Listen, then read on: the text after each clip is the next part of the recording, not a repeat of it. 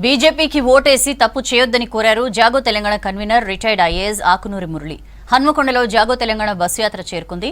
నల్ల చట్టాలను వ్యతిరేకిస్తూ 700 మంది రైతులు చనిపోతే మోదీ ఎందుకు స్పందించలేదన్నారు ఆకునూరి. రైతులు పోరాటం ఉధృతం చేస్తే కేంద్రం దిగొచ్చిందని చెప్పారు. రైతులకు మద్దతు ధర ప్రకటించి ధాన్యం ఎందుకు కొనరని ప్రశ్నించారు ఆకునూరి మురళి.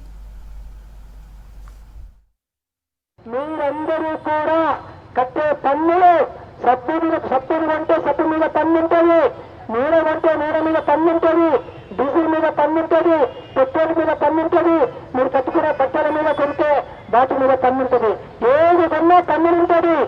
ఆ పన్నులలో సగం పన్నులు రాష్ట్ర ప్రభుత్వం దగ్గరికి వస్తాయి, ఇంకో సగం పన్నులు కేంద్ర ప్రభుత్వం మోడీ గారి దగ్గరికి పోతుంది. గత 10 సంవత్సరాలలో సుమారుగా 10 నుంచి 12 లక్షల కోట్ల పన్నులు మన ధనమే మన తెలంగాణ నుంచి కేంద్ర ప్రభుత్వానికి ప్రభుత్వం నరేంద్ర మోడీ దగ్గరికి పోయింది. మరి నరేంద్ర మోడీ గారు ఈ 4 పనులు చేసిందా అని మనం అడగొద్దా? ఒక్క పరన్న కట్టిందా? ఒక మంచి నాణ్యమైన విద్య ఇచ్చే ఒక్క కొత్త పరన్న కానీ ఈ రాష్ట్రంలో కట్టిందా? ఒక్క కొత్త యూనివర్సిటీ అయినా కానీ ఈ రాష్ట్రంలో కట్టిందా అంటే కట్టలేదు అనే సమాధానం వస్తుంది. అట్లాగే ఈ రాష్ట్రంలో ఒక మంచి కొత్త ఆసుపత్రుల్లో నరేంద్ర మోడీ గారు కట్టించిందా?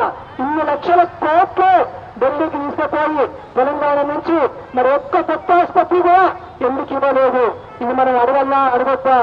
అట్లాగే ఈ మహానుభావులు 2014లో మీరు నన్ను ప్రధానమంత్రిని చేయండి, ప్రభుత్వం గెలిపించండి, గెలిపిస్తే నేను ప్రధానమంత్రి అయితే సంవత్సరానికి 2 కోట్ల ఉద్యోగాలు కల్పిస్తా ఉన్నారు. ఈ లెక్కన 10 సంవత్సరాలలో 20 కోట్ల ఉద్యోగాలు మన యువతకు బాకీ ఉన్నాడు. ఈ లెక్కన 20 కోట్ల ఉద్యోగాలు వచ్చి ఉంటే మీ హన్మకొండ జిల్లాకు 2,85,000 ఉద్యోగాలు వచ్చి ఉండాలి ఆయన మోడీ గారు చేసిన వాగ్దానం ప్రకారము. మరి ఈ రోజు ఎక్కడన్నా మోడీ గారు ఇచ్చిన ఉద్యోగము ఒక్క ఉద్యోగమన్నా మన కనబడుతుందా అంటే కనపడదు.